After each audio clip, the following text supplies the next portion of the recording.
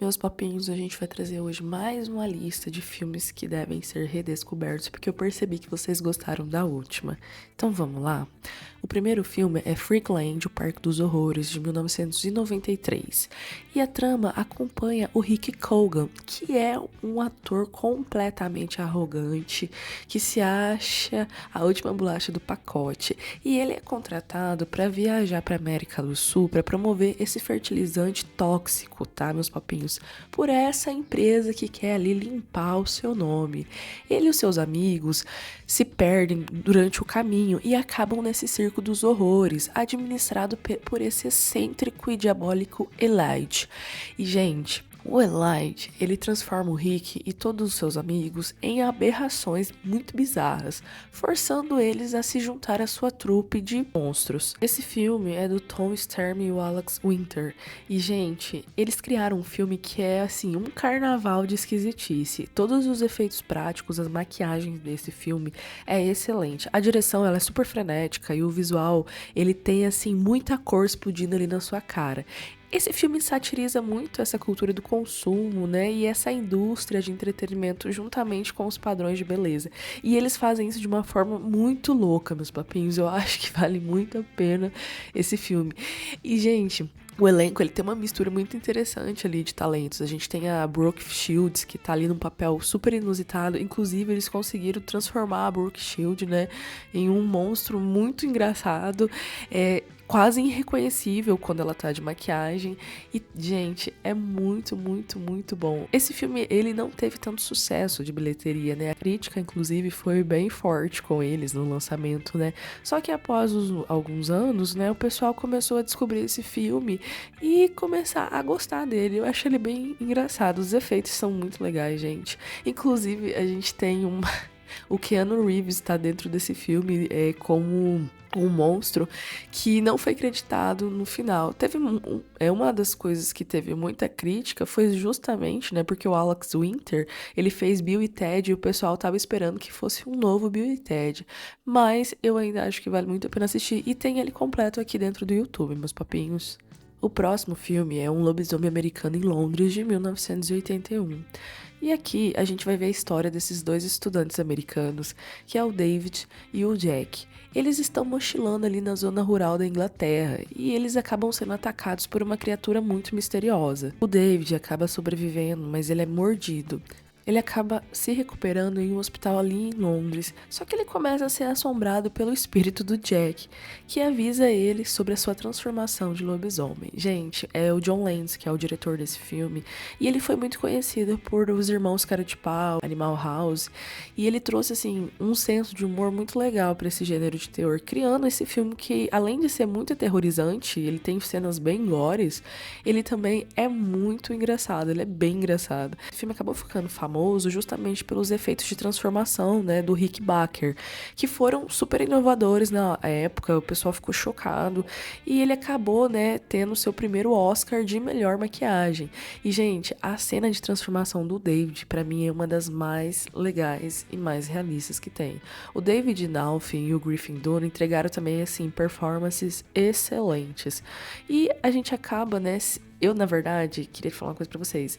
O Dune, ele se destaca como esse amigo morto-vivo porque a maquiagem dele, gente, é muito legal. Essa decomposição progressiva que ele apresenta é legal, é demais, assim. Eu fiquei impressionada em algumas imagens dos bastidores que eu fico impressionada com o trabalho dos maquiadores, assim, muito, muito legal. E tem outra coisa, o Landis e o Barker já haviam planejado fazer esse filme por anos atrás, só que eles não conseguiam financiamento para essa obra. Aí, após o sucesso do Halloween, acabou tendo, né, essas portas abertas para o terror. Eu achei muito legal isso.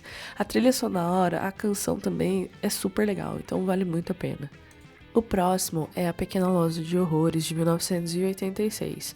E esse filme, ele é baseado num musical que faz muito sucesso lá fora, que é baseado num filme B de 1960. Gente, é maravilhoso. A gente vai acompanhar, né, o Seymour, que é um florista tímido, muito desajeitado, que, né, tem ali um sentimento por uma linda garota. Só que um dia ele acaba descobrindo uma planta muito estranha e exótica que ele acaba nomeando de Aldrin 2, em homenagem à sua colega de trabalho e à sua paixão secreta, que é a Aldrin, né, a nossa querida Ellen Greene. No entanto, a planta logo revela ter uma fome assim implacável, insaciável por sangue humano. Para ajudar a vida dele, né, a planta começa a exigir cada vez mais sangue e mais alimento, gente. Ficando maior e prometendo fama e fortuna pro Seymour. Gente, o Frank Oz, que é o diretor desse filme, ele é um mestre de fantoches, de comédia. Ele dirigiu o filme, assim, num tom muito legal. A energia é muito vibrante, as cores são muito legais, os números musicais são muito cativantes e tem esse humorzinho, assim, sombrio, né, que eu acho que faz parte ali da direção dele. O elenco, né, o Rick Morris é perfeito como o Seymour. A Ellen Greene, ela tá reprisando o papel dela no próprio musical da Broadway que ela já fazia há anos, como essa adorável Eldred. O Steven Martin tem uma participação aqui hilária. E é muito interessante que nessa época ele também estava no Saturday Night Live. É muito legal. Ele faz até uma apresentação no programa falando sobre isso, se eu não me engano. Ele é um sádico dentista aqui, né? No entanto, a verdadeira estrela do filme é a Aldrin 2, porque, gente, a planta carnívora, ela é extremamente carismática, lamento.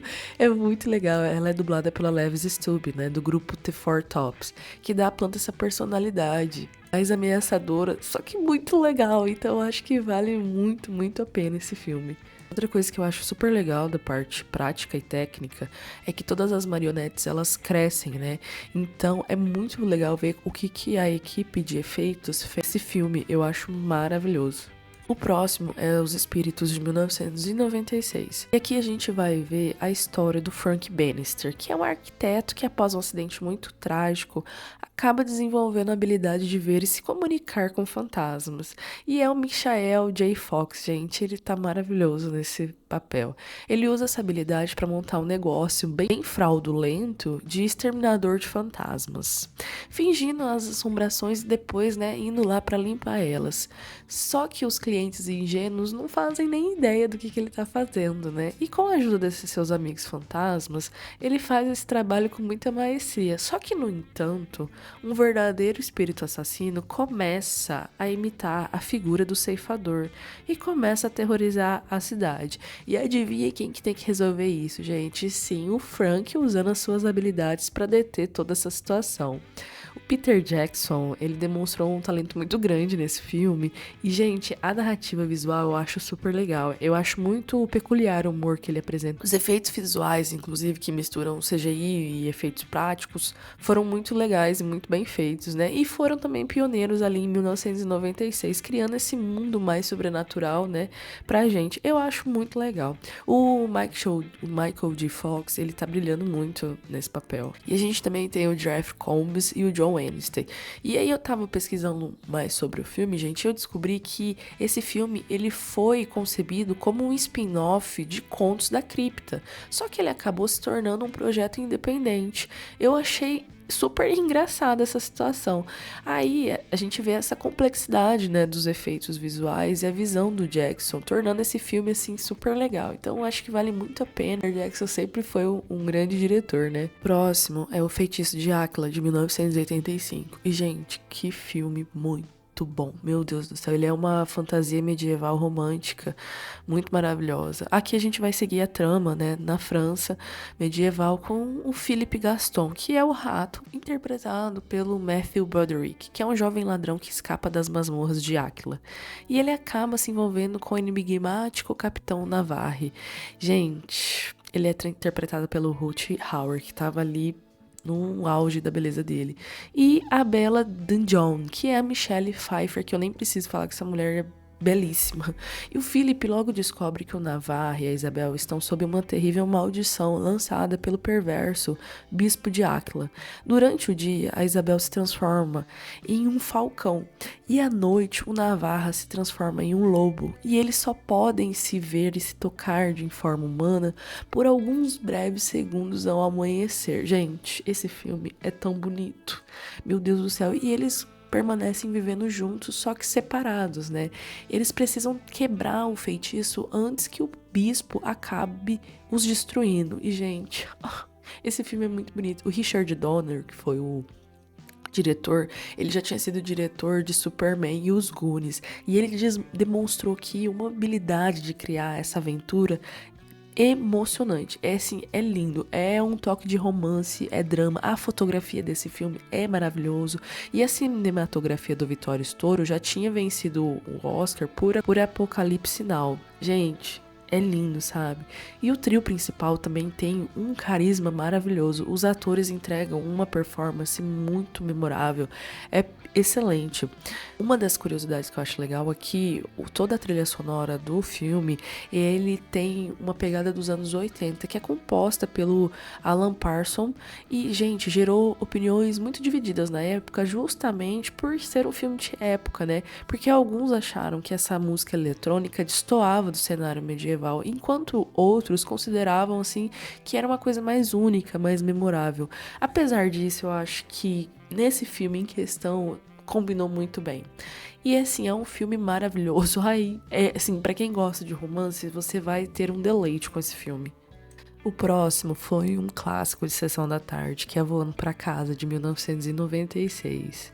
A gente vai seguir a Amy Alden, que é feita pela Anna Paquin, uma garota ali de 13 anos que muda-se pro Canadá para viver com seu pai, o Tom Alden, feito pelo Jeff Daniels. Gente, o Jeff Daniels em dramas, ele entregava muito. Ele é um escultor super excêntrico, né? A Amy encontra um ninho de ovos de gansos órfãos e decide chocá-los e criar os filhotes ali. Só que quando os gansos atingem uma maturidade, ela e seu pai embarcam nessa jornada para guiá-los em sua primeira imigração para o sul usando um ultraleve. Gente, esse filme tem uma fotografia maravilhosa. O Carroll Ballard foi o diretor desse filme e ele tem uma habilidade muito maravilhosa para contar a história sobre a natureza e a relação humana, né, com os animais. Eu tô com dificuldade de falar porque realmente eu achei um filme muito bonito, um filme muito sentimental, um filme que, assim, que todo mundo deveria assistir. Anna Paquin tá aqui maravilhosa e ela já tinha ganhado um Oscar pelo filme O Piano e ela tá entregando uma performance assim maravilhosa. E o Jeff Daniels, ele tá aqui só pra complementar a história. Ele é muito carismático, ele é um pai muito afetuoso. Essa relação entre pai e filha deles é lindo. Ai, gente, é maravilhoso. E tem uma coisa, o filme utilizou gansos reais mesmo, né? Que foram criados ali desde filhotes pelos próprios treinadores e pelos atores, criando esse vínculo genuíno, né, entre eles. Nossa, gente, a gente tem umas cenas assim que você vê a Ana conversando com eles que eu falo, meu Deus! As cenas de voo são extremamente emocionantes, meus papinhos, assim, sério. Assistam, mas assistam com o coração, porque é muito, muito bom. É um filme que fala sobre a conservação ambiental, sobre a perseverança, o amor familiar também, assim. Ai, é muito maravilhoso, gente, assistam. E o último filme é Cocon, de 1985, que eu quero equilibrar aqui, tá, meus papinhos? A gente vai ver essa trama que se passa num lar de idosos na Flórida, onde esse grupo reside e eles acabam descobrindo uma piscina abandonada que, estranhamente, parece ter propriedades de juventude, gente, propriedades rejuvenescedoras. E eles logo percebem que essa piscina está sendo usada por alienígenas, vocês acreditam? Para abrigar esses casulos dos seus companheiros, né? E essa energia que os casulos emanam faz com que essa revitalização deles seja feita de uma forma muito engraçada. E eles precisam decidir se eles querem continuar, né, vivendo essa vida normal ou que eles querem ficar ali com os alienígenas. Gente, esse filme, além dele ser um filme muito gostoso de assistir, fala muito sobre esse processo de envelhecimento.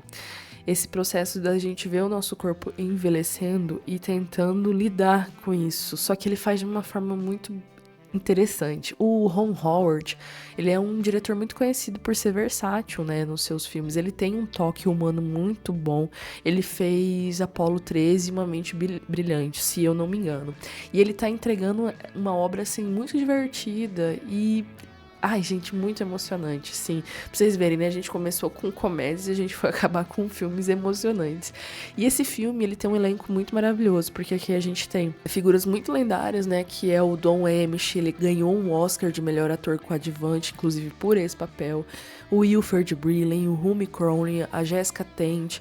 Gente, os protagonistas idosos. Eu acho muito interessante esse filme justamente por isso, porque são atores que fizeram muito sucesso, né? E também estão lidando ali com a sua idade. Então, acho que é maravilhoso. E a gente também tem o Steven Guttenberg, o Steve Guttenberg, que completa ali o elenco do Capitão. E ele é carismático demais. Eu gosto muito de Steven Guttenberg, ele tem um carisma muito grande. Eu acho maravilhoso esse filme. E ele passa muito despercebido. Eu assisti ele várias vezes na sessão da tarde, então ele me marcou bastante. Inclusive, o filme fez um grande sucesso com o público e com a crítica, justamente por causa dessa mensagem, né, sobre a vida e a morte. E ele gerou uma sequência do Cocon, O Retorno, lançado em 1988. Toda vez que eu trago um filme aqui pra vocês, eu assisto ele, aí eu assisto de novo, pra que eu tenha um entendimento melhor, né? Porque às vezes a gente assiste um filme num dia que esse não tá tão bom e ele não pega você de alguma forma. E eu assisti, né, o Cocon Retorno, só que eu quero assistir ele novamente pra falar mais sobre ele. Então, meus papinhos, a nossa lista de hoje é essa. Eu espero que vocês tenham gostado e até a próxima. Não se esqueçam de curtir, compartilhar e ripar o vídeo, tá, meus papinhos? Para que outras pessoas possam ver ali nossas listas. Dito isso, até a próxima. Tchau!